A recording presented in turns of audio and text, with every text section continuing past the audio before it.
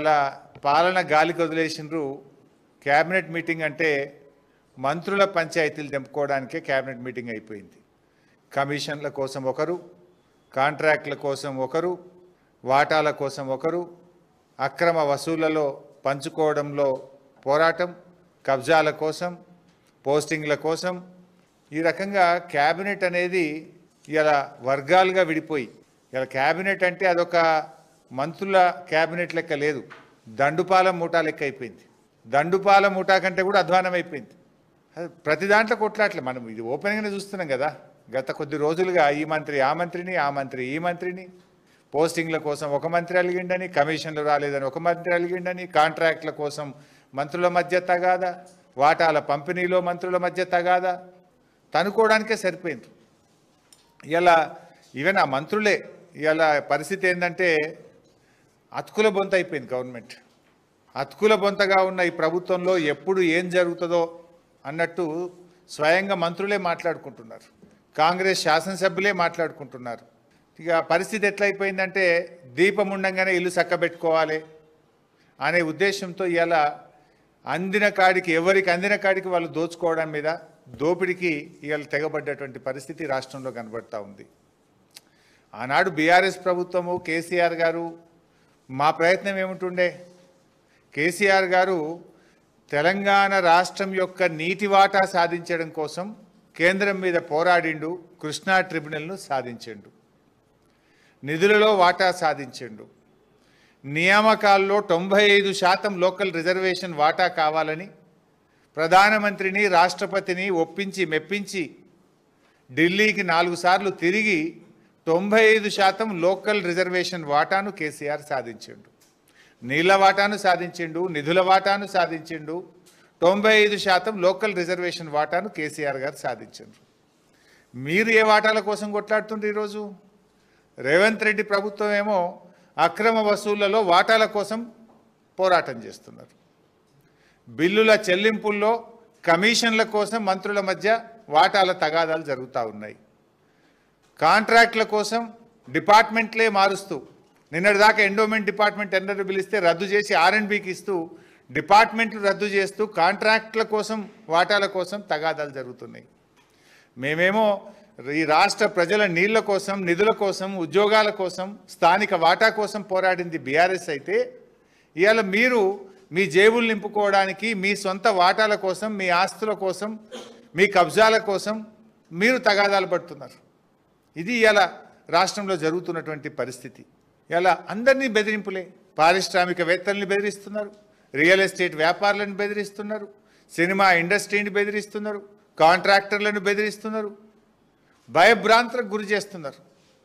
ఇలా రాష్ట్రం పరిస్థితి కూడా ఏమైపోయిందంటే మీ యొక్క తప్పిదాల వల్ల, ఇది మాది కాదు, ఇది గవర్నమెంట్స్ అయితే, గత 8 సంవత్సరాల్లో టీఎస్ ఐపాస్ వచ్చిన తర్వాత గత 8 సంవత్సరాల్లో అతి తక్కువ ఇండస్ట్రీసు, అతి తక్కువ ఇన్వెస్ట్మెంటు రేవంత్ రెడ్డి కాలంలో వచ్చింది. 2024-25 సంవత్సరంలో కేవలం 2049 ఇండస్ట్రీలు, 50,000 కోట్ల పెట్టుబడులు మాత్రమే వచ్చాయి. ఎవర్ లోయెస్ట్, టీఎస్ ఐపాస్ ఏర్పడ్డ తర్వాత ever lowest investment in the state of Telangana. అతి తక్కువ పరిశ్రమలు, అతి తక్కువ ఇన్వెస్ట్మెంటు. ఇది మీ ఘనకార్యం. ఇప్పుడు ఆనాడు బీఆర్ఎస్ ప్రభుత్వము, కేసీఆర్ గారు, కేటీఆర్ గారు, మేము ఆ రోజు పారిశ్రామికవేత్తలకు రెడ్ కార్పెట్ వేశాం. టీఎస్ ఐపాస్ తీసుకొచ్చి సింగిల్ విండో విధానంలో అనుమతులు తెచ్చాం. దేశానికి మార్గదర్శకంగా నిలిపి ఈ రాష్ట్రాన్ని ఇన్వెస్ట్మెంట్లకు నిలయంగా మార్చాం. పెద్ద ఎత్తున నిరుద్యోగ యువతకు ఉపాధి, ఉద్యోగ అవకాశాలు కల్పించాం. కానీ మీరేం చేస్తున్నారు? వ్యాపారవేత్తలకు తుపాకులు పెడుతున్నారు. మీరు రేవంత్ రెడ్డి గారు ఇవాళ గన్ కల్చర్ని తీసుకొచ్చారు రాష్ట్రంలో. మీరేమో వ్యాపారవేత్తలకు తుపాకులు పెట్టి అక్రమ వసూళ్లకు మీరు పాల్పడుతున్నారు. ఆ రోజు కేటీఆర్ గారు ఒక మంత్రి అని భావించకుండా ఒక వ్యాపారవేత్త, tech Mahindra CEO C P Gurnani గారికి వర్షం పడుతుంటే తానే గొడుగు బట్టి వ్యాపారవేత్తల్ని ఆహ్వానించిన సంస్కృతి మాది. ఈ రాష్ట్రంలో పెట్టుబడులు రావాలని వచ్చినటువంటి పెట్టుబడిదారులకు రెడ్ కార్పెట్ వేసి వర్షం పడితే గొడుగు బట్టి పెట్టుబడులు తెచ్చిన సంస్కృతి మాదైతే తుపాకులు పెట్టి వసూలు చేస్తున్న సంస్కృతి మీది. ఈ ఆడికేలు వస్తాయి ఇన్వెస్ట్మెంట్స్. అందుకే ఈరోజు రాష్ట్రంలో పెట్టుబడులు తగ్గిపోయినాయి. గత సంవత్సరంలో ఇండస్ట్రీస్ సంఖ్య తగ్గిపోయినటువంటి పరిస్థితి ఉంది ఈరోజు ఈ రాష్ట్రంలో. అంటే ఇంత దుర్మార్గంగా ఈరోజు మారిపోతూ ఉంది. ఇది ఇంకోటి, ఇది మేం చెప్తున్నది కూడా కాదు కదా, నేను స్వయంగా ఒక మంత్రి గారి కుమార్తెనే స్పష్టంగా చెప్పారు. ఏమని చెప్తున్నారు? ముఖ్యమంత్రి గారి సన్నిహితులే తుపాకీ బట్టి బెదిరించారు, ముఖ్యమంత్రి గారు జపాన్ నుంచి ఫైలు ఆపించారు, ఒక మంత్రి గారు టెండర్లు వేయొద్దని మాకు హుకుం జారీ చేశారు, టెండర్ దక్కలేదని డిపార్ట్మెంట్నే మార్చివేసినారు. అంటే మొత్తంగా కూడా ఒక అరాచకం నెలకొన్నది రాష్ట్రంలో. ఇలా ఇంత జరుగుతూ ఉంటే బీజేపీ కేంద్ర ప్రభుత్వం ఎందుకు మౌనంగా ఉందో మాకైతే అర్థమవుతలేదు. ఇప్పుడు ముఖ్యమంత్రి ఆయనే, హోంమంత్రిగా ఆయనే ఉన్నారు. మరి ఇక్కడ విచారణ జరిగే అవకాశం లేదు. ముఖ్యమంత్రే తుపాకీ పంపిండని, ముఖ్యమంత్రి సన్నిహితులే తుపాకీ బట్టి బెదిరిస్తున్నారని, ముఖ్యమంత్రి గారే తన తమ్ముళ్ళ కోసం ఫైళ్లు ఆపారని, సహచర మంత్రే టెండర్లు వేయొద్దని హుకుం జారీ చేశారని చెప్తుంటే దీని మీద విచారణ జరగాలి కదా.